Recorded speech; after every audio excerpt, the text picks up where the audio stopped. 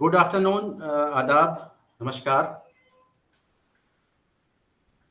जैसा कि आप जानते हैं कि IGNOU Indira Gandhi national open university का एडमिशन प्रोसेस चल रहा है, प्रक्रिया चल रही है और रीजनल सेंटर दिल्ली 3 का ये फेसबुक लाइव सीरीज का तीसरा एपिसोड है, जिसे हम अपने अप्लीकेंट्स के साथ, लिसनर्स के साथ, व्यूवर्स के साथ इंटरेक्ट करते हैं और उन्हें बताते हैं कि इग्नू है क्या, इसमें किस तरह के प्रोग्राम्स हैं, how many programs are there, which programs are being launched online, offline mode, ODL programs are there and some online programs are there. So मैं आपको ये एक बार फिर से आप लोगों के साथ जुड़ना चाहूँगा अपने senior regional director doctor Sanjeev Pande ji के साथ। वो आपको बताएंगे कि इग्नू है क्या, Indira Gandhi national open university, और इसकी इम्पोर्टेंस क्या है, इसमें किस तरह के प्रोग्राम्स हैं, और बहुत से सवाल जो हम अपने रीजनल डायरेक्टर साहब से पूछेंगे, उसका जवाब देंगे। तो सर, मैं सबसे पहले ये जानना चाहूँगा अपने श्रोताओं के लिए, अपने लिसनर्स के लिए, व्यूवर्स के लिए, कि इग्नू में जो एडमिशन्स चल रहे हैं वो किस तरह के प्रोग्राम्स के लिए चल रहे हैं, कौन से एडमिशन्स हो रहे हैं इसमें, और कब तक इसमें टाइम दिया गया है, उसकी लास्ट डेट क्या है, और हमारे लिसनर से जानना चाहेंगे कि किस तरह से इसकी प्रक्रिया क्या है, किस तरह से उसमें एडमिशन्स ले सकते हैं, जिस तरह के प्रोग्राम वो चाहते हैं, किस तरह से उसमें एडमिशन ले सकते हैं। बहुत अच्छा सवाल किया। और एक बार मैं भी पुनः अपने सुनने वाले श्रोताओं को और देखने वाले श्रोताओं को उनका स्वागत करता हूं इस कार्यक्रम में। और ये हम लोगों ने एक स्पेशल इनिशिएटिव लिया है, जिसके तहत हम लोग ये फेसबुक और यूट्यूब के माध्यम से लाइव सेशन करते हैं to resolve the queries of the learners. अभी चूंकि जैसे कि सभी को मालूम है कि इंदिरा गांधी राष्ट्रीय मुक्त विश्वविद्यालय की प्रवेश प्रक्रिया अभी चल रही है जनवरी 2022 सत्र के लिए। और इसमें ये प्रक्रिया सभी ऑनलाइन हो गई है और एडमिशन की जो पूरी प्रक्रिया है वो ऑनलाइन है। और उसके लिए छात्रों को हम लोग हमेशा बताते हैं कि इग्नू का ऑनलाइन एडमिशन के लिए वो मेन होम पेज पे इग्नू के जा करके वहाँ पे ऑनलाइन एडमिशन के लिए वो उस पर क्लिक करेंगे और क्या क्या रिक्वायरमेंट है पहले उनको रजिस्टर करना पड़ेगा और रजिस्टर करके अपना ईमेल आईडी पासवर्ड क्रिएट करनी पड़ेगी। उसके बाद वो एडमिशन की प्रक्रिया को शुरू कर सकते हैं।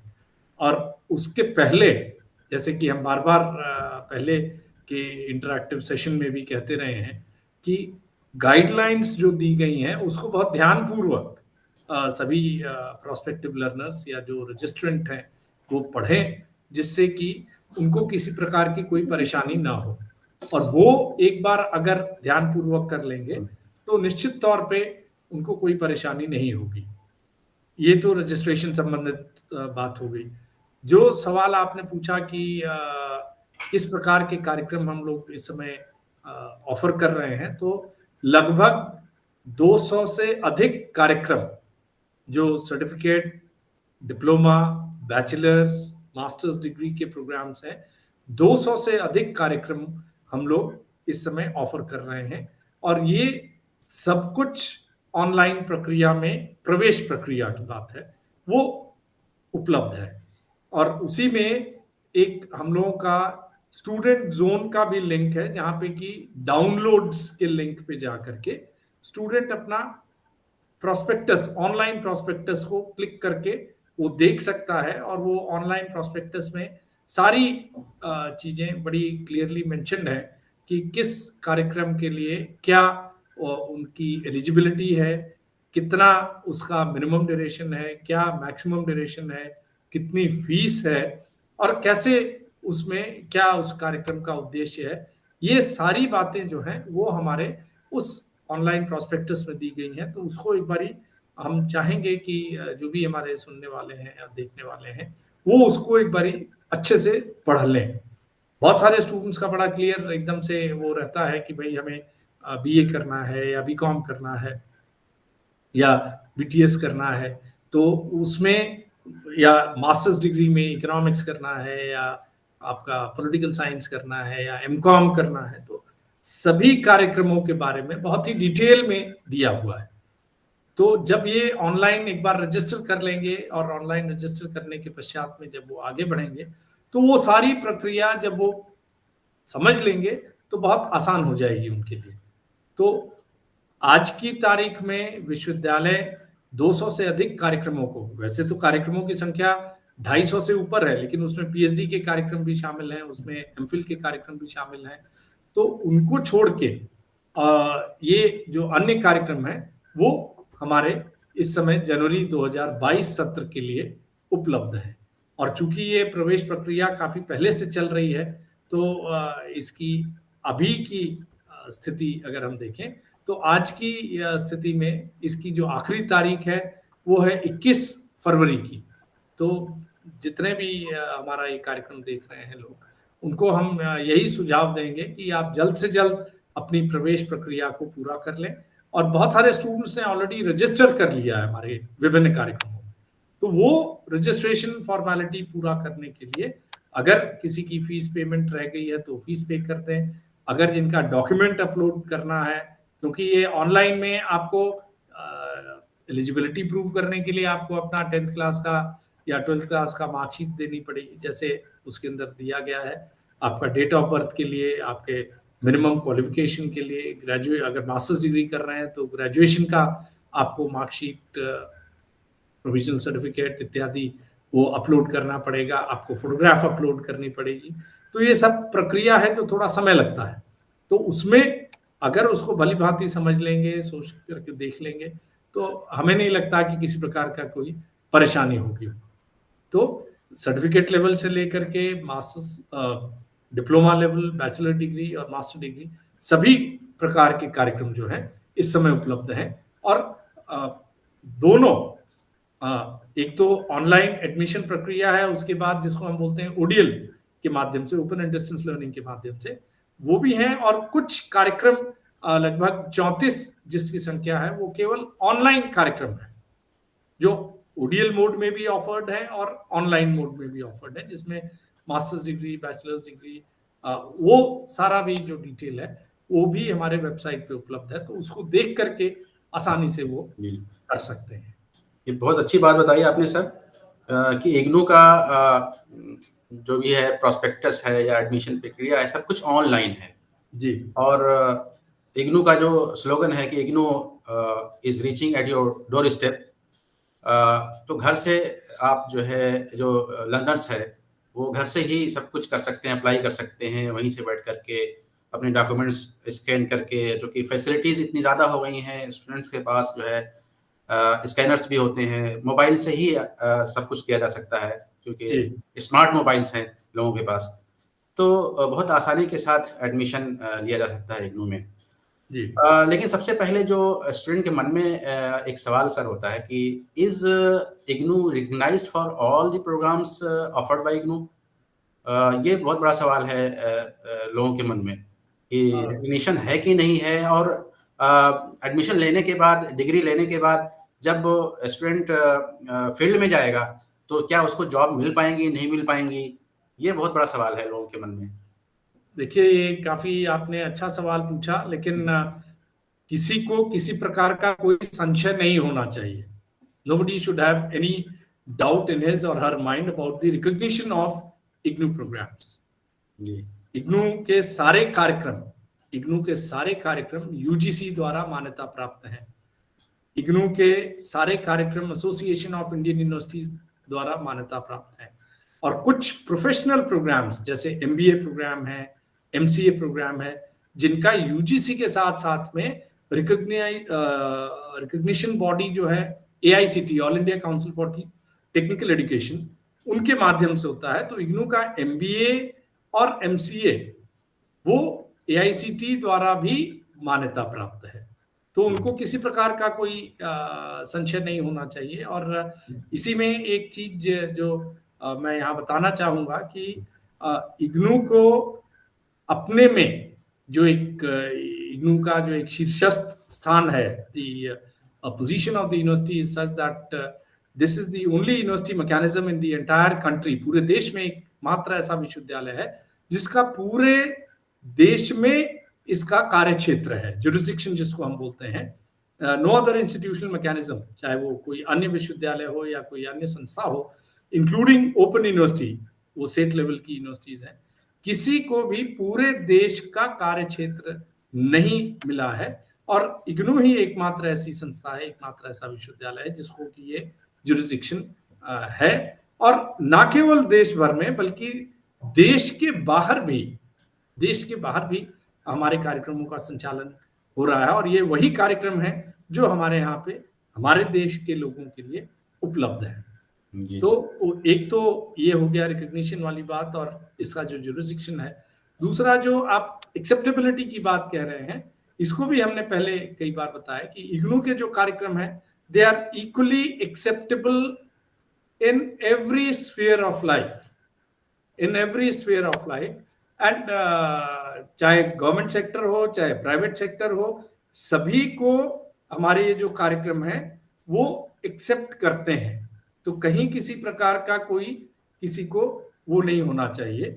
हमारे स्टूडेंट्स जो हैं प्रोग्राम करने के पश्चात बैचलर्स डिग्री, मास्टर्स डिग्री करने के बाद एम्प्लॉयमेंट मिलती है उनको गवर्नमेंट जॉब मिलती है, उनको प्राइवेट सेक्टर में जॉब मिलती है, पब्लिक सेक्टर में जॉब मिलती है। हमारे ही स्टूडेंट फर्दर स्टडीज के लिए मास्टर्स डिग्री करके, एमफिल करके, पीएचडी किसी अन्य संस्था से करते हैं, देश में विदेशों में जाके।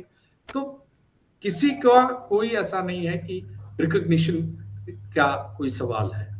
तो IGNOU is recognized by the जो हमारा university grants commission and association of Indian universities and AICT.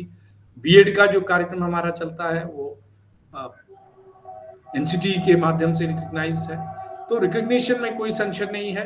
Acceptability in the market is as equally as much there as it is there for any other institutional student or pass out students। तो इसमें कोई संशय नहीं होना चाहिए। बहुत अच्छी बात कही आपने सर कि इग्नू के सभी प्रोग्राम्स रिकॉग्नाइज्ड हैं यूजीसी से, और जो कंसर्न रेगुलेटरी बॉडीज हैं सभी से रिकॉग्नाइज्ड हैं, क्योंकि बिना रिकॉग्निशन के इग्नू कोई भी प्रोग्राम जो है लॉन्च नहीं करती है। जी बिल्कुल ठीक। तो ये तो रही सर रिकॉग्निशन की बात और एडमिशन प्रक्रिया की बात। लेकिन उसके बाद जब लर्नर्स जो है वो एडमिशन लेने के बाद फिर इस दुविधा में रहते हैं कि उसके बाद करें तो क्या करें, मतलब उनको स्टडी कैसे करना है इग्नू में, ये बहुत बड़ा सवाल है। फेस टू फेस मोड में तो क्लासेस करनी पड़ती हैं जी, और कॉलेज में जाना पड़ता है, यूनिवर्सिटी में जाना पड़ता है, इंटरेक्शन होता है, लेकिन इग्नू में घर बैठे पढ़ाई कैसे होती है, ये लोगों के मन में बड़ा सवाल है। ये देखिए, ये हमारा एक तरह से जिसको बोलते हैं कि टीचिंग लर्निंग मेथोडोलॉजी, वो हमारी कन्वेंशनल मोड ऑफ टीचिंग से बिल्कुल भिन्न है। जो कन्वेंशनल मोड ऑफ टीचिंग है, जहाँ पे कि क्लासरूम सिचुएशन में जा करके स्टूडेंट्स क्लासरूम में क्लास लेते हैं। विगत 2 वर्षों में लगभग 2 वर्ष हो गए हैं जब से कोरोना की स्थिति उत्पन्न हुई है, पूरा विश्वव्यापी ये जो महामारी फैली जिसके कारण बहुत सारी चीज़ें ऑनलाइन हो गई हैं। इसका भी एक नया आयाम उभर के आया है कि ऑनलाइन के माध्यम से भी सबको सपोर्ट किया जा सकता है। लेकिन अब चूंकि चीज़ें काफ़ी हद तक कंट्रोल हो गई हैं, बहुत सारे लोगों को वैक्सीनेशन हो गया है, स्टूडेंट्स को भी हो गया है, तो वो फेस टू फेस मोड पे क्लासेस कर सकते हैं। हमारी जो टीचिंग लर्निंग मेथोडोलॉजी है वो मल्टीपल मीडिया अप्रोच को हम फॉलो करते हैं। मल्टीपल मीडिया माने एक से अधिक माध्यम का हम इस्तेमाल करते हैं, और एक से अधिक माध्यम में फेस टू फेस कंपोनेंट भी आता है, स्टडी मटेरियल सपोर्ट भी आता है, प्रैक्टिकल कंपोनेंट का भी सपोर्ट आता है, इलेक्ट्रॉनिक मीडिया का सपोर्ट भी आता है। तो इसके बारे में थोड़ा ब्रीफली मैं बता दूंगा। पहले भी इसकी चर्चा की है, लेकिन हर बार बता देना उचित रहता है, खास करके जो हमारे प्रेजेंट लर्नर्स हैं या प्रोस्पेक्टिव लर्नर्स हैं उनके लिए भी, कि जो मल्टीपल मीडिया अप्रोच है, मतलब कि सबसे जो सशक्त माध्यम अभी भी जिसको हम मानते हैं वो है हमारा प्रिंट मीडियम। प्रिंट मीडियम जो हमारा सेल्फ इंस्ट्रक्शनल लर्निंग मटेरियल है वो सबसे सशक्त माध्यम है और उसको हम लोग हमेशा स्टूडेंट्स को इन the form of the study material देते हैं। इस कोविड-19 पेंडेमिक के समय में उसके सॉफ्ट कॉपी का भी इनिशिएटिव विश्वविद्यालय ने इसके पहले ही ले लिया था। कोविड से पहले ही हम लोगों ने इसको शुरू कर दिया था, इसका शुभारंभ कर दिया था और जिसको हम बोलते हैं कि digital content of the study material, वो हमारा इग्नू के ई ज्ञान कोश लिंक पर उपलब्ध है, जो भी स्टडी मटेरियल है। और अगर स्टूडेंट डिजिटल कंटेंट को ऑप्ट करता है तो उसको 15% फी कंसेशन भी हम लोग देते हैं। लेकिन बहुत सारे स्टूडेंट्स हैं वो कहते हैं कि सर हम लोग डिजिटल कंटेंट में उतना कंफर्टेबल नहीं होते, तो उनको हम जो रेगुलर फीस है वो फीस पे करने के बाद में they will receive the study material in hard copy. और एक बार ये एडमिशन प्रक्रिया उनकी फाइनल हो जाती है, once their registration is confirmed, उनका एनरोलमेंट नंबर जनरेट हो जाता है, हॉल आई कार्ड अपलोड हो जाता है, तो उनको study material automatically in due course of time उनके घर पे वो डिस्पैच कर दिया जाता है। हमारा एक मटेरियल प्रोडक्शन डिस्ट्रीब्यूशन डिवीजन है उनके माध्यम से। तो एक तो माध्यम ये हो गया। और स्टडी मटेरियल की जो खासियत वो ये है कि वो सब कुछ इस ढंग से पेश किया गया है कि जो भी हमारे लर्नर्स हैं उनको लगेगा कि जैसे टीचर उनसे बात कर रहे हैं। इसीलिए उसको हम लोग बोलते हैं सेल्फ इंस्ट्रक्शनल लर्निंग मटेरियल। तो सेल्फ इंस्ट्रक्शनल माने कि आपको एग्जैक्टली जैसे टीचर बात करते हैं, कैसे सब्जेक्ट की विषय की शुरुआत करते हैं कि ये पढ़ने के बाद ये हम लोगों को जानकारी हो जाएगी और उसके बाद फिर वो अपना लेक्चर शुरू करते हैं, तो एग्जैक्टली उसी तरह से हमारा जो स्टडी मटेरियल है वो शुरुआत उसको हम इंट्रोडक्शन से करते हैं। इंट्रोडक्शन से पहले एक ब्रॉड फ्रेमवर्क हम लोग उस पर्टिकुलर सब्जेक्ट का या उस पर्टिकुलर चैप्टर का हम लोग देते हैं, फिर एक एक करके सेक्शन बाय सेक्शन हम लोग आगे बढ़ते हैं। और जैसे फेस टू फेस मोड में टीचर बीच बीच में रुक करके स्टूडेंट से जो भी डाउट होते हैं उनको क्लैरिफाई करते हैं, उनको बताते हैं, एग्जैक्टली उसी तरह से हमारे जो स्टडी मटेरियल में एक चेक योर प्रोग्रेस नाम की एक्सरसाइज होती है, जिसमें कि कुछ सिंपल क्वेश्चंस दिए रहते हैं जो पिछले कुछ पन्नों के बारे में होते हैं, जो कंटेंट आपने उसमें पढ़ा है, तो उसको पढ़ के आप अगर जवाब दे देते हैं तो ये हम मानते हैं कि स्टूडेंट को ये कॉन्फिडेंस भी हो जाता है और यहाँ जो उसने कुछ पिछले कुछ प्रीवियस पेजेस में पढ़ा है, पन्नों में पढ़ा है, तो वो समझ आ गया, तो वो अपना आगे बढ़ सकता है। तो इसी प्रकार से वो एक सेक्शन से दूसरा सेक्शन, दूसरे से तीसरा सेक्शन, फिर वो जहाँ पे वो पर्टिकुलर चैप्टर या यूनिट जिसको हम लोग अपने ओडीएल सिस्टम में बोलते हैं, वो यूनिट एंड में हम एक समरी देते हैं कि पूरे चैप्टर में क्या बताया गया है, उसकी एक ब्रीफ समरी होती है। फिर उसके बाद नई टर्मिनोलॉजीज जो इस्तेमाल की गई हैं उस यूनिट में, उस चैप्टर में, उसके बारे में भी हम बताते हैं, उसका शब्दार्थ वहां पे लिखते हैं, मीनिंग हम वहां पे देते हैं। और फिर यूनिट एंड कुछ क्वेश्चंस देते हैं जिससे कि स्टूडेंट को समझ आ जाए कि भाई इस प्रकार के क्वेश्चंस इसमें से बन सकते हैं, आ सकते हैं। और उन क्वेश्चन को हमारा ये हमेशा प्रयास रहता है स्टूडेंट के लिए कि भाई वो उसको जरूर पढ़ें, समझें और लिखने की कोशिश करें उसको। और लास्ट में कुछ suggested answers to the check your progress questions वो भी दिया रहता है। हमने कोई सवाल पूछा और स्टूडेंट ने उसका जवाब उसको लगा कि हाँ भाई ठीक है, इस प्रकार से मैं दे दूंगा, लेकिन क्या वो उसी ढंग से है जिस ढंग से उससे अपेक्षित है, वहां पे वो चेक योर प्रोग्रेस के सजेस्टेड आंसर्स हैं। तो उससे थोड़ा सा एक आइडिया हो जाता है स्टूडेंट को कि इस प्रकार से मुझे आंसर देना है। यहाँ पे जरूर एक सुझाव देना चाहूंगा, बल्कि कहूंगा at times in word of question also, कि कोई स्टूडेंट ये प्रॉम्प्ट ना हो कि मैं तत्काल क्वेश्चन देखा नहीं समझ आ रहा है तो पीछे जा करके उसके सजेस्टेड आंसर को देखूं। कोशिश करें, क्योंकि हम लोग का ये हमेशा से मानना है कि हमारे जितने भी लर्नर्स हैं they are all adult, mature, committed, motivated learners. और वो तभी संभव है जब कि आप में खुद की इतने हाई लेवल की मोटिवेशन है कि हाँ मुझे ये करना है। और चूंकि हमारे छात्रों का जो हमारे जो लर्नर्स हैं उनकी कोई ऐसे हमने कहीं पे कोई आयु सीमा नहीं रखी है, प्री एंट्री क्वालिफिकेशन के नाम पे कोई परसेंटेज बार नहीं रखा है except for very few programs, और कहीं पे हमने उसको कहीं पे इस प्रकार से बाध्यता नहीं रखी है कि भाई इतने वर्ष का आपका टीचिंग का वो होना चाहिए या इतने वर्ष का आपका अनुभव होना चाहिए। तो ये हम लोग मान के चलते हैं हमेशा से that our learner is a highly motivated, highly committed learner, and he or she has taken admission to improve his academic qualification, his professional competencies and skills. और वो तभी संभव है जब मेरा मोटिवेशन हाई लेवल का है। तो ये वो पढ़ेगा सेल्फ लर्निंग मटेरियल। तो ये तो हो गया पहला हमारा मीडियम।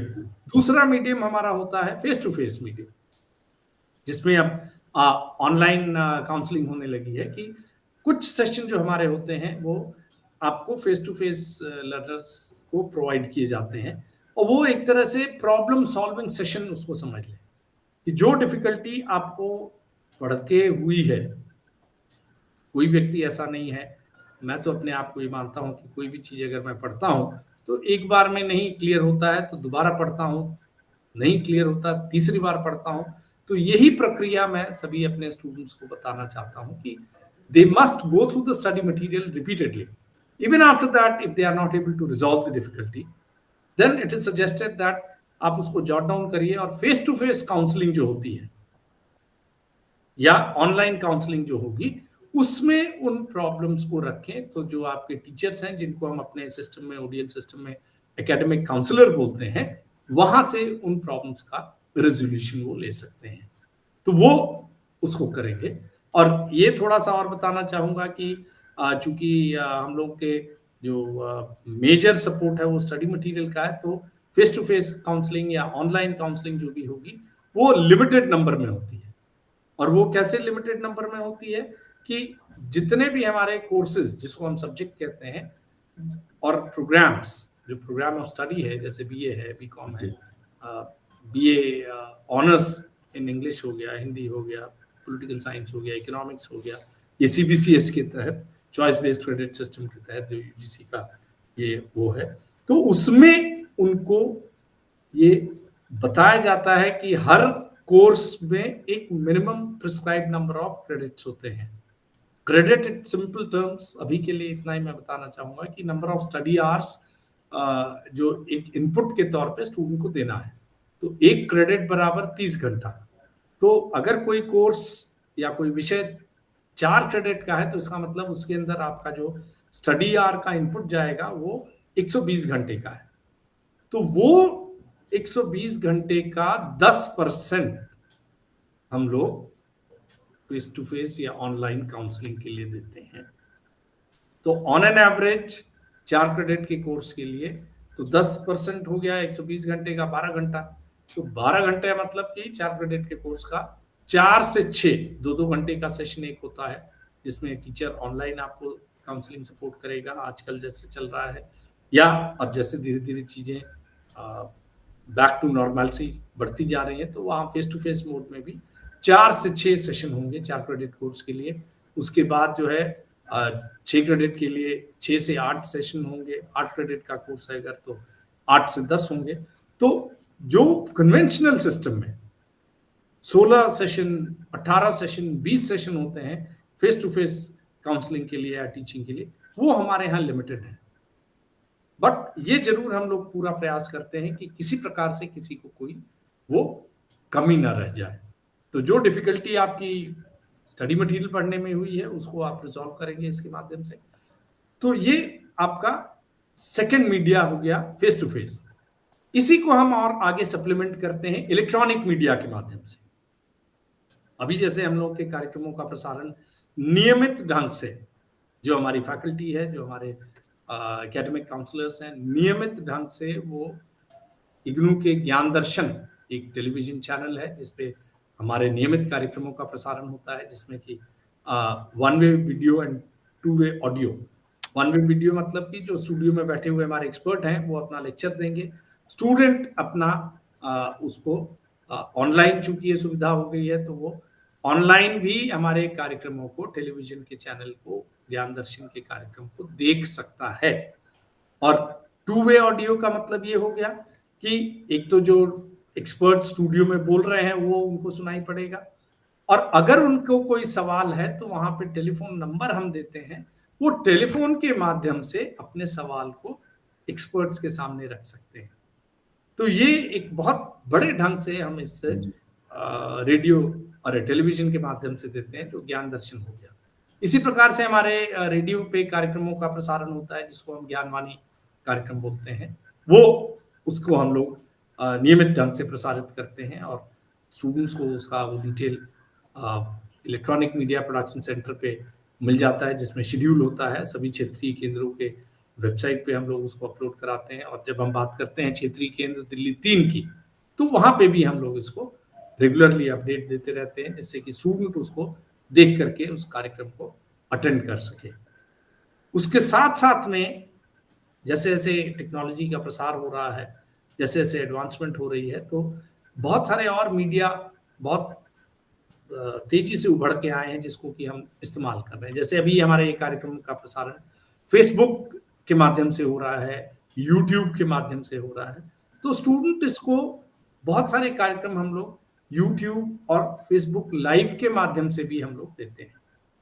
वो टेलीविजन के माध्यम से तो होता ही है, उसका हम प्रसारण यूट्यूब और फेसबुक लाइव के माध्यम से भी करते हैं। इसका ये एडवांटेज होता है कि जो टेलीविजन पे कार्यक्रम आपने देखा और वो मिस कर गए किसी वजह से, भाई कोई नौकरी कर रहा है, कोई अपनी कोई प्री ऑक्यूपेशन है, तो उसका recorded version is available online always. अब ये हमारे कार्यक्रम जैसे अभी चल रहा है, तो चूंकि ये उस पे जा रहा है फेसबुक लाइव पे और यूट्यूब पे, तो इट ऑटोमेटिकली गेट्स रिकॉर्डेड, और वो recorded version will be available on the Facebook page of the RC Delhi 3, it will be available on the YouTube link of the RC Delhi 3। वहां पे स्टूडेंट इसको देख सकता है, सुन सकता है, बार बार कर सकता है उसको सुनने की प्रक्रिया को। तो ये हमारा एक इलेक्ट्रॉनिक मीडिया बड़ा ही सशक्त रूप से उभर के आया है, जिसमें कि हम स्टूडेंट को सारी प्रकार की जानकारी देते हैं। वो सब्जेक्ट रिलेटेड मैटर होता है तो ये काउंसलिंग सपोर्ट देते हैं, और वेबसाइट के माध्यम से और फेसबुक के माध्यम से और ट्विटर के माध्यम से जो वेरियस अपडेट्स होते हैं, कौन से नए कार्यक्रमों का संचालन विश्वविद्यालय ने शुरू कर दिया है, कौन से नए कार्यक्रम है, कौन से ऑनलाइन कार्यक्रम है, कौन से ऑफलाइन मोड पे नए कार्यक्रम आए, उसको हम लोग रेगुलरली अपडेट देते रहते हैं अपने वेबसाइट पे, अपने आरसी दिल्ली 3 के फेसबुक पेज पे, ट्विटर पे। तो वहां पे भी जाकर के, तो ये एकेडमिक सपोर्ट के साथ साथ में ये जो इस तरह के जो लेटेस्ट अपडेट्स के बारे में ये हम लोग सपोर्ट भी प्रोवाइड करते हैं। तो ये हमारा हो गया तीसरा मीडिया, जिसको हम बोलते हैं इलेक्ट्रॉनिक सपोर्ट। और लास्टली, जिस कार्यक्रम में प्रैक्टिकल्स हैं, अगर बीसीए है, एमसीए है, आपका हमारे कुछ एमएससी डीएफएसएम के कार्यक्रम है, फूड सेफ्टी के प्रोग्राम्स हैं, फिर एमएस साइकोलॉजी का प्रोग्राम है, इसी प्रकार से हमारे काउंसलिंग एंड फैमिली थेरेपी के प्रोग्राम्स हैं, कुछ एग्रीकल्चरल साइंसेस के जिसमें प्रैक्टिकल है, वो सारे प्रैक्टिकल का संचालन हम लोग करते हैं। और आजकल जो ऑनलाइन हम लोग ये सपोर्ट कर रहे हैं, वो प्रैक्टिकल सपोर्ट एक बारी जब फुल फ्लेजेड ऑफलाइन मोड में हम लोग आ जाएंगे, तो स्टूडेंट का प्रैक्टिकल उसके अंदर वो जो भी उनका स्टडी सेंटर ऑप्टेड है वहां पे जाकर के वो प्रैक्टिकल भी कर सकेंगे। तो ये जो कॉम्बिनेशन है स्टडी मटेरियल का, फेस टू फेस काउंसलिंग का या ऑनलाइन काउंसलिंग का, इलेक्ट्रॉनिक सपोर्ट का एंड कंडक्ट ऑफ प्रैक्टिकल्स, ये सारा मिला करके इसको हम लोग बोलते हैं multiple media approach of imparting education. एक से अधिक माध्यम का हम इस्तेमाल करते हैं स्टूडेंट को अपने एकेडमिक सपोर्ट देने का। बहुत विस्तार से सर आपने बताया कि स्टडी मटेरियल्स की क्या फीचर्स हैं, क्यों बहुत ख़ास है।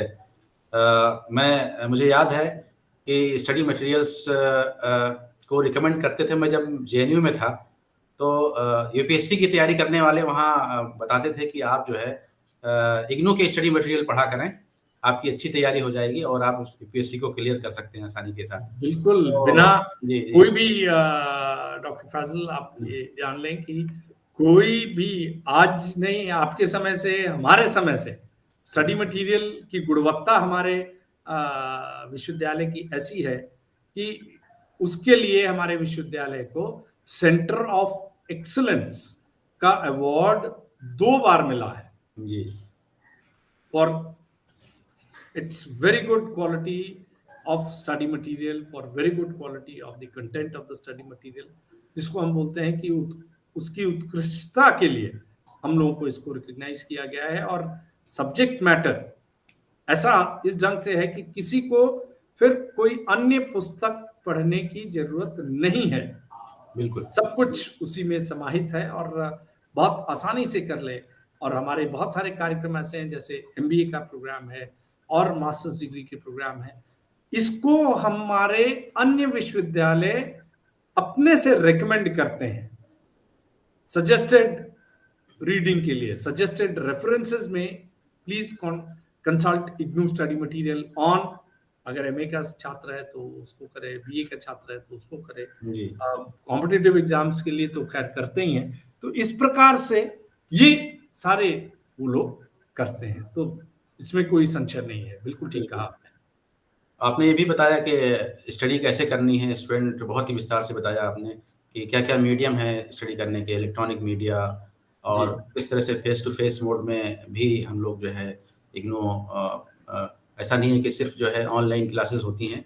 अब कोविड के खत्म होने के बाद ऑफलाइन मोड शुरू होगा, फेस टू फेस मोड शुरू होगा, तो जी। स्टूडेंट्स डायरेक्ट जो है अपने टीचर्स से इंटरेक्ट कर सकते हैं।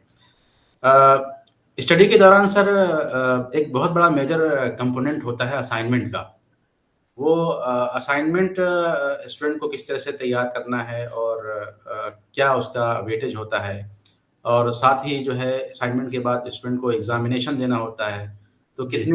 कितने एग्ज़ामिनेशंस होते हैं साल में और क्या प्रक्रिया होती है उसकी? उसके बारे में थोड़ा-सा रोशनी। ये बहुत ही आपने जिसको बोलते हैं कि एप्रोप्रिएट क्वेश्चन, उपयुक्त सवाल आपने पूछा ये। जी। देखिए, हमारा जो पूरे प्रोग्राम का जो ओवरऑल करिकुलम है उसका ऐसा होता है कि 30% वेटेज जो है, 30% वेटेज हमारे असाइनमेंट्स को होता है। तो जी। ये स्टूडेंट को हमेशा हम ये बताते हैं कि ये 30% नंबर उसके अपने हाथ में हैं। जी। नंबर तो पूरे 100 के 100 उसके अपने हाथ में हैं, जैसी मेहनत करेंगे उसके अनुरूप ही उसके नंबर आते हैं। इसमें कहीं किसी को कोई संशय नहीं होना चाहिए, कोई डाउट नहीं होना चाहिए। लेकिन ये एक प्री रिक्विजिट है आपको अपने प्रोग्राम को कंप्लीट करने के लिए। कोई भी कार्यक्रम आप कर रहे हैं, चाहे वो सर्टिफिकेट लेवल का प्रोग्राम हो, चाहे वो डिप्लोमा लेवल का प्रोग्राम हो, चाहे बैचलर्स डिग्री का हो, चाहे मास्टर्स डिग्री का है, सबको असाइनमेंट कंपल्सरली करना है। और हर कोर्स के लिए, कोर्स माने हर सब्जेक्ट के लिए, जी। जैसे मान लीजिए एमए इकोनॉमिक्स की हम बात करते हैं तो उसमें माइक्रो इकोनॉमिक्स है, मैक्रो इकोनॉमिक्स है, इंटरनेशनल इकोनॉमिक्स है, फिर आपका जो है डेवलपमेंट इकोनॉमिक्स है, स्टैटिस्टिक्स है, इकोनॉमेट्रिक्स है, ये अलग अलग विषय जैसे हो गए। तो जी। हर विषय के लिए एक असाइनमेंट है जिसको कि स्टूडेंट को देना है। जी। अब उसमें क्या करना है, स्टडी मटेरियल के साथ स्टूडेंट को असाइनमेंट भेजा जाता है। इन केस अगर नहीं आया तो वो स्टूडेंट, फिर से मैं बता रहा हूँ कि इग्नू के होम पेज पे स्टूडेंट जोन में जाके जो डाउनलोड्स वाले लिंक पे असाइनमेंट को क्लिक करेंगे तो वो वहां पे वो आसानी से उसको डाउनलोड कर सकते हैं, अपने सब्जेक्ट को देख के, अपने कोर्स को देख करके।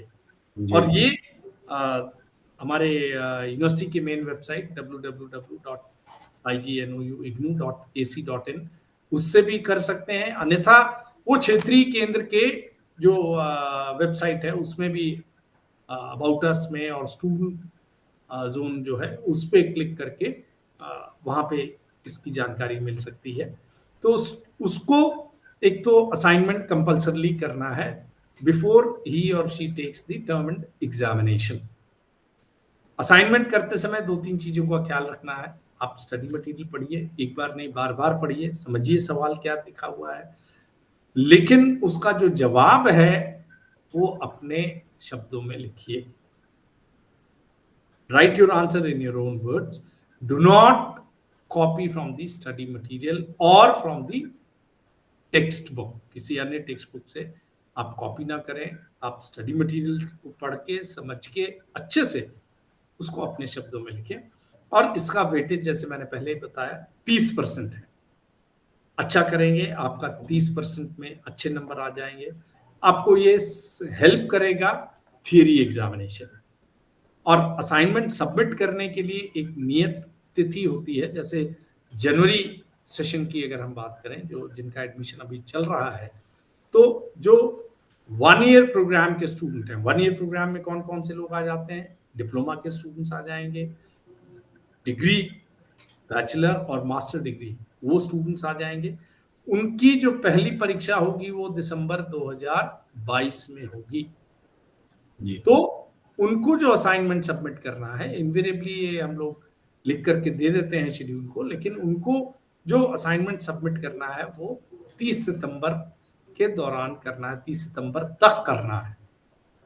स्टडी मटेरियल आ जाएगा, उसको पढ़ के समझ के अपने हिसाब से उसको लिख दें। अभी चूंकि धीरे धीरे कॉलेजेस खुल रहे हैं और पेंडेमिक की वजह से ये सारी प्रक्रिया हमने ऑनलाइन रखी थी, तो स्टूडेंट को असाइनमेंट बनाना है अपने हाथ से। ये याद रखें कि assignment has to be done in his or her own handwriting. It is not to be typed, it is not to be keyed in. आपको अपनी हैंड राइटिंग में करना है। इसके 2 फायदे होंगे। एक तो जब आप लिखिएगा अपने हाथ से, तो परीक्षा के दौरान जब आप लिखिएगा तो आपको तकलीफ ज्यादा नहीं होगी, number 1। Number 2, when you are writing, तो आपकी जो रिसेप्टिविटी है, उसको अंडरस्टैंडिंग करने की कैपेसिटी है, वो बढ़ती है। आप उसको अच्छे से ग्रास्प कर पाएंगे। आपको समझ आएगा कि मैं सवाल के अनुरूप जो जवाब दे रहा हूं वो सही दे रहा हूं कि नहीं दे रहा हूं। तो ये उसको है। और उसके बाद एक कवरिंग पेज पे अपना नाम, एनरोलमेंट नंबर, आपका ये 10 डिजिट का एनरोलमेंट नंबर है, अपना नाम, अपना प्रोग्राम ऑफ स्टडी, कोर्स।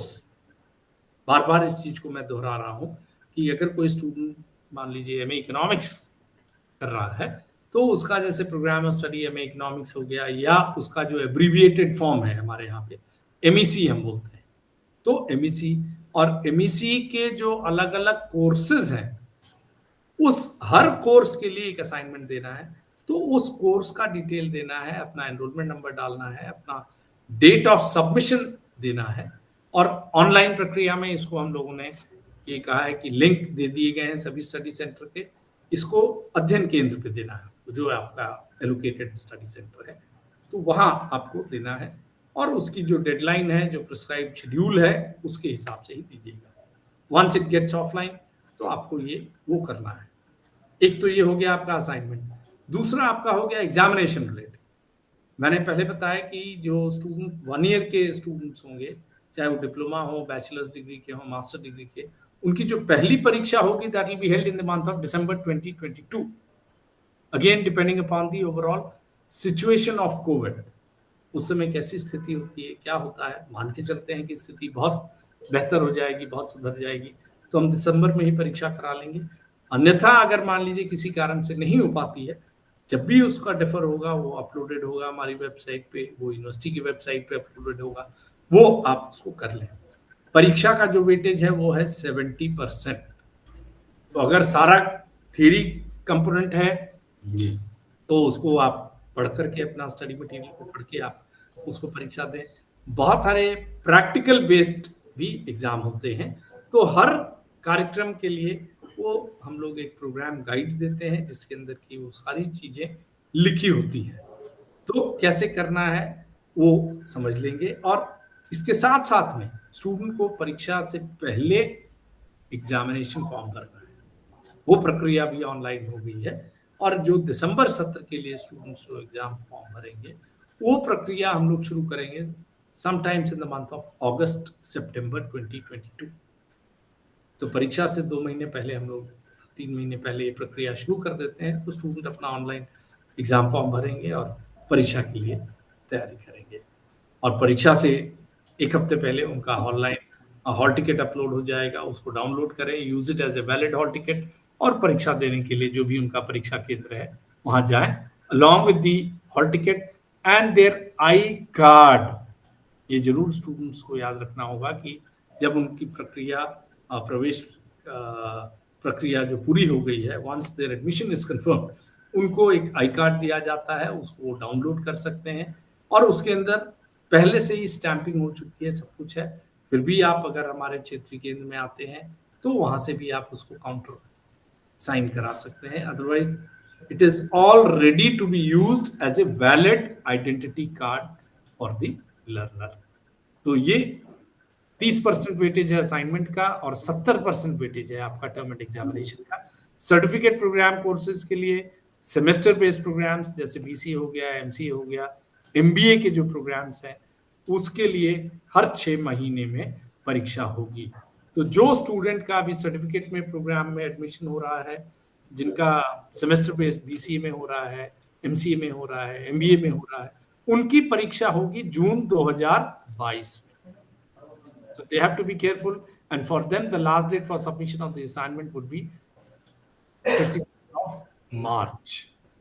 कैसी सिचुएशन है कोविड की, उसके अनुरूप हम लोग आगे ये अपडेट्स देते रहते हैं अपनी वेबसाइट पे, यूनिवर्सिटी की मेन वेबसाइट पे, उसको देख करके they can accordingly do it. जी सर, ये तो हमने चर्चा की सर कि एडमिशन किस तरह से हो रहा है इग्नू में, और उसके बाद फिर एडमिशन लेने के बाद स्टडी हम स्टूडेंट्स किस तरह से करें, और एग्जामिनेशन कैसे देना है, असाइनमेंट कैसे जमा करना है, ये सारी चीज़ें हुई।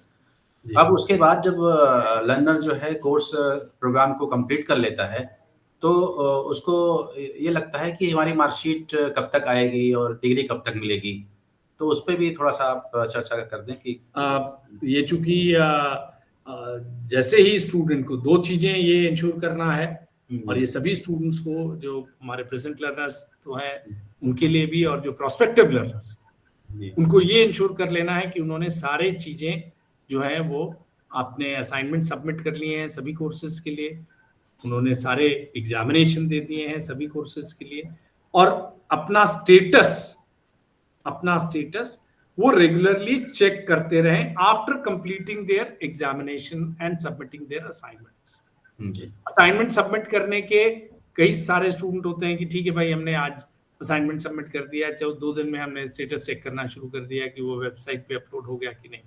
असाइनमेंट सबमिशन की थोड़ी लंबी प्रक्रिया होती है, उसमें समय लगता है, और अगर मान लीजिए जो सेमेस्टर बेस्ड स्टूडेंट्स हैं, सर्टिफिकेट प्रोग्राम स्टूडेंट्स हैं, once they have submitted their assignments for June 2022, तो वो असाइनमेंट को प्रोसेस होने में, इवैल्यूएट होने में, उसका अवार्ड हमारे क्षेत्रीय केंद्र में आने में, और उसको हम अपलोड जब कराएंगे तो उसमें थोड़ा समय लगता है, मिनिमम कम से कम 2 से 2.5 महीना।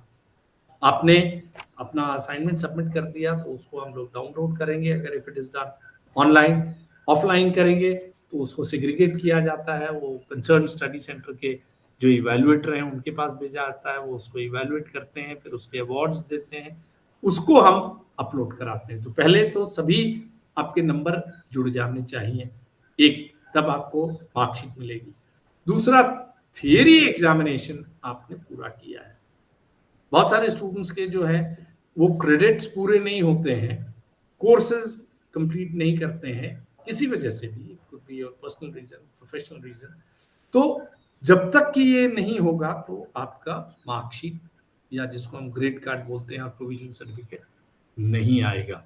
लेकिन अगर आपकी पूरी प्रक्रिया हो चुकी है तो after the declaration of the term and examination and after the incorporation of all the assignment awards, you normally get the grade card in say few weeks time। तो पहले ये इंश्योर करना है कि मेरी पूरी प्रक्रिया हो चुकी है। तो मान लीजिए एग्जाम की रिजल्ट आपका आ जाता है जी, तो अगले 15 दिन में, 20 दिन में वो प्रिंट करके grade card along with the provisional certificate हम स्टूडेंट को बाय पोस्ट भेज देते हैं। वो जब मिल जाता है तो 15 दिन, 20 दिन, 1 महीना, डिपेंडिंग अपॉन कहाँ, कब, कैसे डिस्पैच हो रहा है। चूंकि छात्रों की संख्या बहुत ज़्यादा है तो, और हमको रिलाई करना पड़ता है Indian post and telegraph department के ऊपर, तो कभी डिले भी हो जाता है, बट नॉर्मली हम लोग 6 to 8 वीक्स मान के चलते हैं, with in which the grade card and provisional certificate would be issue. Degree का जहां तक सवाल है, वो हम लोग अगले कॉन्वोकेशन के लिए, अब जैसे इस समय रजिस्ट्रेशन हमारा जो चल रहा है, that is being done for 35th convocation. विश्वविद्यालय जब भी कॉन्वोकेशन करेगा तो उसमें स्टूडेंट को रजिस्ट्रेशन के लिए हम लोग ये मौका देते हैं, और स्टूडेंट को उसके अंदर वो रजिस्टर करना होता है। तो एक कट ऑफ डेट हम रखते हैं। अब जनवरी फरवरी में हम लोग रजिस्ट्रेशन करा रहे हैं 35th कॉन्वोकेशन की। तो नेचुरली दिसंबर में अभी तक परीक्षा हमारी हुई नहीं है, वो 4 मार्च से प्रारंभ होने वाली है। तो जून 2021 के जो पास आउट लर्नर्स होंगे, या कुछ कार्यक्रमों में इट कुड बी इवन दिसंबर 2020, उसके जो पास आउट लर्नर्स है उनको हम लोग रखते हैं, जिससे कि वो उनका उस समय ये डिग्री डिस्ट्रीब्यूशन हो जाए। जी। So it takes time. You have to register for that. Once you have registered, you will be given a time within which the degree would be sent to you after having completed all the registration formalities. ये तो बहुत अच्छा है sir कि learners को जो है marksheet के लिए कहीं भी जाने की ज़रूरत नहीं होती है। बिल्कुल कहीं जाने की जरूरत घर पे ही मार्कशीट भेज दी जाती है। जैसे जी। ही प्रोग्राम कंप्लीट होता है, बाय पोस्ट घर पे पहुँच जाती है। तो ये तो स्टूडेंट्स के लिए बहुत बड़ी फैसिलिटी है और जी। डिग्री डिग्री की भी इन्फॉर्मेशन स्टूडेंट्स को टाइम से दी जाती है और डिग्री डिस्पैच भी हो जाती है और कन्वोकेशन के लिए भी जो है स्टूडेंट्स को इन्विटेशन जाता है, ऑनलाइन रजिस्ट्रेशन भी होता है उसके लिए। ये सारी फैसिलिटीज़ इग्नू प्रोवाइड कर रहा है। जी। ये तो बहुत बहुत ही अच्छी फीचर्स हैं। जी। अच्छा सर, ये हमने ये सुना है कि इग्नू ने कुछ ऐसे प्रोग्राम्स लॉन्च किए हैं जो सिर्फ़ ऑनलाइन मोड में चल रहे हैं। तो ये हम्म। ऑनलाइन मोड में जो प्रोग्राम्स चल रहे हैं, ये किस तरह के प्रोग्राम्स हैं और क्या फ़र्क है जो पहले के प्रोग्रामों में, अब ऑनलाइन मोड के प्रोग्रामों में क्या डिफ़रेंस है? ये बात इसमें जी। बहुत अच्छा सवाल आपने पूछा डॉक्टर फैजल। हुँ, प्रोग्राम्स जो हमारे ऑनलाइन मोड में हैं, जी, इसमें कोई फर्क नहीं है। ये जी, वही कार्यक्रम है जो ओडीएल मोड पे चल रहे हैं। और ओडीएल मोड में केवल इसका एक ये फर्क हो जाता है कि आपको जो सपोर्ट हम देंगे, आपको जो एकेडमिक सपोर्ट हम लोग जो देंगे, वो सभी ऑनलाइन होंगे। चाहे आज की डेट में ओडीएल प्रोग्राम के लिए भी रजिस्ट्रेशन आपको ऑनलाइन करना है और ऑनलाइन कार्यक्रम के लिए तो ऑनलाइन करना ही है। उसमें केवल जो प्रोग्राम कोड है, उसके नॉमेनक्लेचर में या उसके जो एब्रिविएशन में थोड़ा सा फर्क पड़ जाता है। जैसे हम बात करते हैं master of business administration, IGNOU का एमबीए जो है बहुत ही एक मेजर प्रोग्राम है। और अपने सभी सुनने वाले श्रोताओं को मैं बताना चाहूंगा कि इग्नू ने एमबीए का जो कार्यक्रम है उसको एंट्रेंस एग्जामिनेशन को खत्म कर दिया है। कोविड के चलते और स्टूडेंट्स की परेशानी को देखते हुए entrance examination has been done away with. तो विदाउट एंट्रेंस एग्जामिनेशन उसका हमने एक ये रखा हुआ है कि भाई स्टूडेंट का मिनिमम 50% नंबर होने चाहिए उसके ग्रेजुएशन में, और हुँ, उसको कोई और उसकी आवश्यकता नहीं है। पहले कुछ वर्किंग एक्सपीरियंस की भी हम बात करते थे, ऐसे करते थे। तो वो जो है उसको बेसिक एलिजिबिलिटी फुलफिल करनी है and he can apply for admission for online and offline. Registration link दोनों का अलग है। जो ओडीएल के प्रोग्राम है उनका रजिस्ट्रेशन लिंक अलग है हमारे इग्नू के वेबसाइट पे, और जो हमारे ऑनलाइन प्रोग्राम का जो रजिस्ट्रेशन लिंक है वो अलग है। एक तो ये। दूसरा जो है हमारे ऑनलाइन स्टूडेंट को जो स्टडी मटेरियल है वो डिजिटाइज्ड फॉर्म में ही मिलेगा। ओडीएल प्रोग्राम के जो स्टूडेंट्स रजिस्टर्ड हैं, जो एमबीए मान लीजिए ओडीएल के माध्यम से करेगा, तो उसको हम लोग hard copy of the study material का भी ऑप्शन देते हैं। लेकिन वो हमारा जो है ऑनलाइन वाला, उसमें हार्ड कॉपी नहीं होती है, उसमें सॉफ्ट कॉपी है। Student if he wants he can always request for it, but invariably soft copy the study material is provided. दो। तीसरा, उसमें जो काउंसलिंग सपोर्ट जिसके बारे में काफी हमने डिटेल में पहले डिस्कशन किया, वो ऑनलाइन काउंसलिंग सपोर्ट होगी, जिसमें कि थ्योरी प्रैक्टिकल जो भी है, प्रोजेक्ट डिसर्टेशन जैसा जिसकी जो रिक्वायरमेंट है, वो सब कुछ उसको ऑनलाइन वो प्रक्रिया पूरी करनी है। जो परीक्षा होगी, अभी जो स्टूडेंट्स हमारे चल रहे हैं जो ओडीएल प्रोग्राम के, जिसको कि हम लोग पेन एंड पेपर वाला देते हैं, वो परीक्षा भी हम लोग ऑफलाइन प्रोग्राम में या ओडीएल प्रोग्राम में तो ऑफलाइन मोड में रहते हैं। ऑनलाइन प्रोग्राम के लिए भी अभी की जो परिस्थिति है उसमें परीक्षा हम लोग ऑफलाइन के लिए ही सोच रहे हैं, क्योंकि ये अब धीरे धीरे ग्रो कर रहा है। तो डिपेंडिंग अपॉन क्या रिक्वायरमेंट है, कैसे है, हो सकता है फ्यूचर में हम इसको पूरी तरह से ऑनलाइन कर दें, that even the examination is also done online. बाकी जो ड्यू डेट्स हैं for submission of assignment, due dates for submission of reregistration form या एग्जामिनेशन फॉर्म, सब कुछ सिमिलर है, प्लेटफॉर्म केवल अलग अलग है। जी। और आज की तारीख में विश्वविद्यालय लगभग 36 कार्यक्रमों का संचालन ऑनलाइन के माध्यम से कर रहा है, और इसकी सूचना भी हम रेगुलरली देते रहते हैं। और ये हमारी वेबसाइट जो है rcdelhi3@ignou.ac.in, और उस पे जो हमारा वेब इसका फेसबुक का पेज है या यूट्यूब का पेज है, ट्विटर का पेज है, उस पे रेगुलर अपडेट्स हम डालते रहते हैं। तो स्टूडेंट को हम यही कहते हैं हमेशा कि आप वेबसाइट को विजिट करिए and see all the updates as a quick reference. उसको थोड़ा ब्रीफ में हम लोग ट्विटर पे भी डाल देते हैं, फेसबुक पेज पे भी डाल देते हैं, जिससे कि स्टूडेंट उसको अगर रेगुलरली, आज का स्टूडेंट जो है वो बहुत ही स्मार्ट हो गया है, टेक सेवी हो गया है, और उसको ये ज़्यादा सरल लगता है कि खट से अपना मोबाइल खोला और वो सारे अपडेट्स देख करके वो he or she can accordingly act। तो ये एक ब्रॉड डिफरेंस है, अदरवाइज एज सच कोई उसके अंदर वो नहीं है। और एक जो एडवांटेज है ऑनलाइन प्रोग्राम का और ओवर दी ओडीएल प्रोग्राम है कि भारत में तो भाई आप ज्यादा इसको नहीं देखते, लेकिन जो ऑनलाइन के कार्यक्रमों का जो संचालन है वो हमारे विश्व भर में कहीं से कोई छात्र छात्रा किसी देश से भी रजिस्टर कर सकता है। फीस स्ट्रक्चर उसका थोड़ा सा डिफरेंट होता है।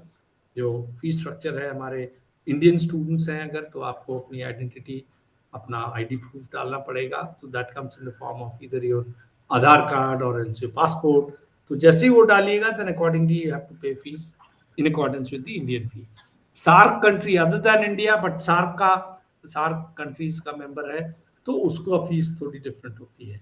और नॉन सार्क कंट्रीज मतलब भारतवर्ष, सार्क देश जो है भारत के 7-8 जो सार्क देश हैं, उनके अलावा जो स्टूडेंट हैं उनको हम लोग फिर अलग फीस का स्ट्रक्चर रखा हुआ है। तो इस प्रकार से 3 डिफरेंट फीस स्ट्रक्चर्स हैं जो ऑनलाइन स्टूडेंट्स के लिए रहते हैं, and this is particularly for the learners who are outside India. ये चीज थोड़ा सा ध्यान देने वाली है। तो सर ये जो फीचर्स आपने बताई उससे तो यही लगता है कि इग्नू में फ्लेक्सिबिलिटी बहुत है। जी। हर तरह की सुविधा है। जो ड्यूरेशंस हैं प्रोग्राम्स के, मिनिमम ड्यूरेशन, मैक्सिमम ड्यूरेशन, या ऑनलाइन मोड, ऑफलाइन मोड, ये सारी जो फ्लेक्सिबिलिटी है जी। उससे तो लर्नर्स बहुत आसानी के साथ अपने प्रोग्राम्स को कंप्लीट कर सकते हैं बिल्कुल, और डिग्रीज हासिल कर सकते हैं। तो सर आपने ये भी बताया कि एमबीए जो है इग्नू से करना बहुत इजी हो गया है क्योंकि एंट्रेंस को ख़त्म कर दिया गया है। इसी तरह से जो प्रोग्राम्स ऑनलाइन मोड में लॉन्च किए गए हैं उनमें बहुत सारे वो प्रोग्राम हैं जो पहले फेस टू फेस मोड में या ओडीएल मोड में जी। ओडीएल मोड में चल रहे थे, तो उनको ऑनलाइन मोड में किया गया है ताकि जो है लर्नर्स जो है घर बैठे ऑनलाइन प्रोग्राम को कंप्लीट कर सकें, या इंटरनेशनल लेवल पे जो सार्क कंट्रीज हैं, बहुत सारे देश हैं, वो भी इन सारे प्रोग्रामों से फ़ायदा उठा सकें। तो सर बहुत अच्छा लगा सर, आपने बहुत सारी बातें विस्तार से रखी फ्रॉम द वेरी बिगिनिंग कि एडमिशन चल रहा है इग्नू में, किस तरह से एडमिशन लेना है, और एडमिशन की लास्ट डेट आपने बताई कि 21 is the last date, 21 February is the last date. तो हमारे जो एप्लीकेंट्स हैं जो ये चाहते हैं कि वो इग्नू में एडमिशन लें, उनको बहुत ही ध्यान रखना है इस बात का कि जल्द से जल्द वो एडमिशन का जो प्रोसीजर है उसको फुलफिल करें, और जितनी जल्दी एडमिशन लेंगे उतनी ही जल्दी उनका कंफर्मेशन भी आएगा। चूँकि इग्नू में एडमिशन 2 सेशन में चलता है, जनवरी सेशन और जुलाई सेशन। तो जनवरी सेशन का ये एडमिशन चल रहा है। अगर 6 मंथ्स के जो प्रोग्राम्स हैं उनमें एडमिशन लिए जाएंगे तो उनके एग्ज़ाम्स भी 6 महीने के अंदर, यानी टर्म एंड एग्ज़ाम जून में हो जाएंगे, और बाकी जो एनुअल बोर्ड में चलने वाले प्रोग्राम्स जैसा कि आपने बताया उनके एग्ज़ाम्स जो हैं वो दिसंबर में होंगे। तो ये सारी फीचर्स, ये सारे कैरेक्टरिस्टिक्स इग्नू के ये हम सबको मोटिवेट करते हैं कि हम ज़्यादा से ज़्यादा इग्नू के प्रोग्राम्स में दिलचस्पी दिखाएं और अपने जो दोस्त अहबाब हैं, रिलेटिव्स हैं, उनको भी बताएं कि वो इग्नू से फ़ायदा उठाएं। और ख़ास तौर से वो लोग जो जॉब्स में हैं, जॉब्स में रहते हुए वो इग्नू से अपनी डिग्रीज ले सकते हैं और घर बैठे इससे फ़ायदा उठा सकते हैं। सर बिल्कुल बहुत-बहुत सही। शुक्रिया, आपने आपने बहुत ही विस्तार से, बहुत ही क्लियरली आपने सारी बातें इग्नू के बारे में बताई। और एक बार फिर मैं अपने व्यूअर्स से कहूँगा कि लास्ट डेट का ध्यान रखें, 21 Feb is the last date, तो उससे पहले ही अपनी रजिस्ट्रेशन फॉर्मेलिटीज पूरी कर लें, और जिन्होंने जी, ऑलरेडी रजिस्टर कर लिया है, जी, जी, फीस नहीं पे की है, क्योंकि बहुत जी, सारे केसेस ये चूंकि ऑनलाइन हम लोग समर्थ पोर्टल पे चेक करते रहते हैं, जी, तो जी, जी, बहुत सारे स्टूडेंट्स का किसी वजह से हो सकता है वो जी, उनके डॉक्यूमेंट्स अपलोड नहीं हो पाए हैं या जो भी हुँ, कारण है, तो वो उसको करेंगे। और हमेशा ये याद रखें कि एक बार जब आपका एडमिशन कंफर्म होगा तो जी, कंट्रोल नंबर एक जनरेट होगा, और वो उस कंट्रोल नंबर के माध्यम से आप जी, फॉलो अप कर सकते हैं। तो इसको करें, और एक बारी पुनः सबको बहुत बहुत बधाई, और हमारी तरफ से good wishes to all the present and prospective learners for their most effective initiative in terms of pursuing studies from Indira Gandhi National Open University. जी। बहुत बहुत धन्यवाद आप सभी लोगों का। Thank you. धन्यवाद सर, धन्यवाद। Thank you.